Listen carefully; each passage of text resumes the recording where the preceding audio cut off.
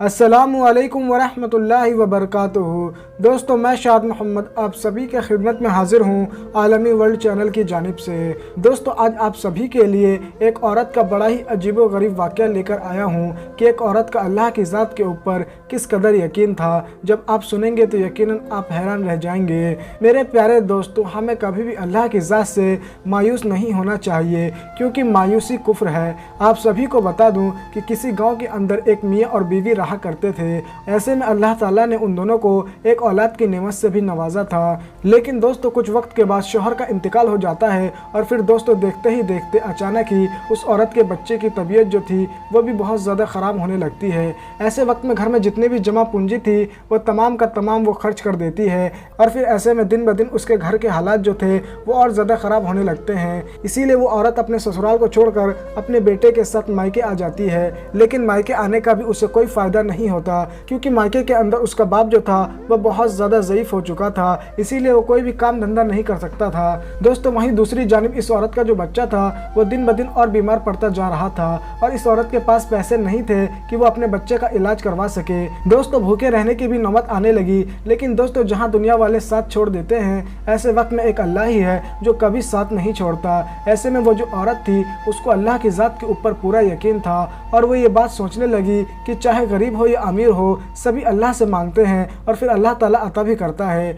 और अगर मैं अल्लाह से मांगूंगी तो फिर अल्लाह क्यों अता नहीं करेगा। इसीलिए दोस्तों, वो जो औरत थी उसने मुसल्ला बिछाया और 2 रकात नमाज अदा करने लगी। 2 रकात नमाज जो थी वो उसने फ़ौरन अदा कर ली और फिर वो अपने बच्चे के पास आ गई। उस वक्त बच्चे को बुखार हो रहा था, इसीलिए बच्चे की सर की वो पट्टी बदलती और फिर वो नमाज के लिए खड़ी हो जाती। इसी तरीके से वो बार बार 2 रकात नमाज अदा करती और फिर वो अपने बच्चे के पास जाती और दुआएं मांगती कि अल्लाह हम परेशान हैं, तू ही मदद करने वाला है, तू ही मदद भेज। दोस्तों, इसी तरीके से 3 से 4 मरतबा उसने नमाज की अदायगी की और रो रो कर अल्लाह से दुआ मांगती कि तभी अचानक दरवाजे के ऊपर खटखट की आवाज़ आती है। इस चीज़ को देखकर वो जो औरत होती है वो बड़ी हैरान हो जाती है कि इतनी ज़्यादा सर्दी वाली रात में अभी कौन आ गया। ऐसे में दोस्तों, फ़ौरन ही वो जो औरत थी वो उठती है और अपने घर के दरवाजे के पास जाके आवाज़ लगाती है और वो ये बात कहती है कि कौन है। ऐसे में दरवाजे के उस पार से आवाज़ आती है कि मैं डॉक्टर हूँ, तुम्हारे बेटे को देखने के लिए आया हूँ। ये सुनते ही वो जो औरत होती है वो दिल ही दिल खुश हो जाती है और वो फ़ौरन ही दरवाज़ा खोल देती है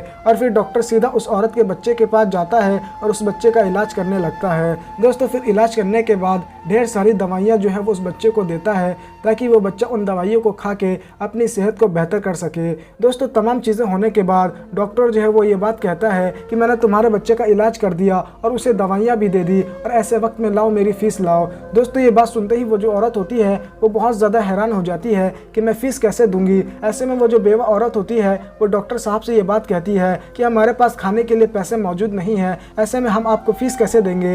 ये बात सुनने के बाद डॉक्टर बड़ा हैरान हो जाता है और वो ये बात कहता है कि जब तुम्हारे पास पैसे नहीं थे तो तुमने मुझे फ़ोन करके क्यों बुलाया। डॉक्टर की ये बात सुनते ही वो जो औरत होती है वो बड़ी हैरान हो जाती है और वो ये बात कहती है कि डॉक्टर साहब, हमने आपको फ़ोन करके नहीं बुलाया, वैसे भी हमारे पास खाने के लिए तो पैसे मौजूद होते नहीं हैं, तो ऐसे वक्त में हम फ़ोन कहाँ से करेंगे, हमारे पास फ़ोन मौजूद नहीं। दोस्तों, ये बात सुनने के बाद वो जो डॉक्टर होता है उसको बहुत ही ज़्यादा गुस्सा आ जाता है और ऐसे वक्त में वो ये बात कहता है कि अच्छा, मुझे ये बात बताओ कि अगर तुमने मुझे बुलाया नहीं है तो जावेद भाई का घर कहाँ है। ऐसे में दोस्तों, आप सभी को बता दूं कि वो जो औरत होती है वो ये बात कहती है कि हमारे घर के बिल्कुल ही सामने उनका घर है, उनके घर में भी शायद उनका बेटा बीमार है, शायद इसी वजह से आपको गलतफहमी हुई और आप हमारे पास आ गए। ये बात सुनते ही वो जो डॉक्टर था वो फ़ौरन ही उस घर से निकलता है और सामने वाले घर में चला जाता है और उसके बच्चे का इलाज करने लगता है। फिर इलाज करके कुछ देर के बाद उसी औरत के पास आता है और वो ये बात कहता है कि मैंने तुम्हारे बेटे का इलाज किया और उसे दवाइयाँ भी दी।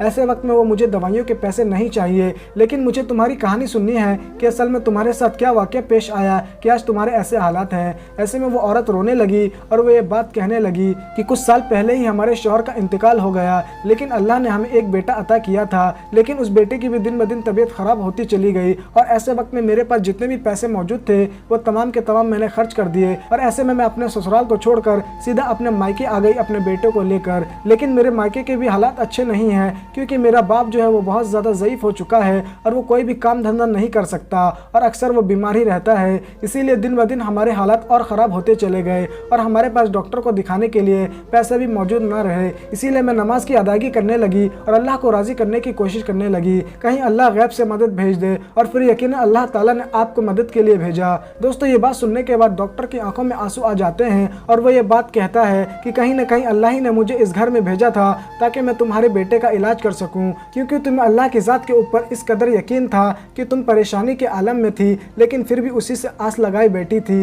यकीनन वही मदद करने वाला है। ऐसे वक्त में वो जो डॉक्टर था वो ये बात कहता है कि अब तुम्हें परेशान होने की ज़रूरत नहीं है, ना ही मैं दवाइयों के पैसे लूँगा और ना ही मैं अपनी फ़ीस लूँगा, और कुछ पैसे रख लो ताकि तुम्हारे घर के हालात बेहतर हो सके। और अब आइंदा से तुम्हारे बेटे का इलाज मैं फ्री में करूँगा, और अगर किसी भी तरीके से तुम्हें अगर ज़रूरत पेश आए तो मुझे बता देना, मैं इंशाल्लाह ज़रूर पूरा करूँगा। तो दोस्तों, इसीलिए कभी भी अल्लाह की ज़ात से ना उम्मीद नहीं होना चाहिए। यकीनन जिन बंदों का अल्लाह के ऊपर यकीन होता है, फिर अल्लाह ताला उन बंदों को इसी तरीके से नवाजता है। ये औरत बेसहारा थी, इसका कोई सहारा नहीं था, लेकिन अगर कोई सहारा था तो यकीनन वो अल्लाह ही था। ऐसे में उस औरत को अल्लाह की ज़ात के ऊपर पूरा यकीन था और फिर वो यकीनन सजदे में चली गई, नमाज अदा करने लगी, अल्लाह को राज़ी करने लगी, और फिर गैब से मदद आई और डॉक्टर घर में आया और उसने फ्री में इलाज भी किया और आगे चल के वो उसकी मदद भी करने लगा। कहीं ना कहीं ये अल्लाह की कुदरत का एक करिश्मा है। दोस्तों, आपको ये वाक़या कैसा लगा आप हमें ज़रूर कमेंट करके बताइएगा, और इस वीडियो को ज़्यादा से ज़्यादा शेयर कीजिएगा ताकि मुसलमानों को मालूम पड़े कि यकीनन मायूसी कुफ्र है और हमेशा अल्लाह की ज़ात पर यकीन रखना चाहिए, ना उम्मीदी नहीं करनी चाहिए। तो दोस्तों, मुझे उम्मीद है कि आपको मेरी बात समझ में आ गई होगी। तो दोस्तों, आज के लिए बस इतना ही। जब तक के लिए अल्लाह।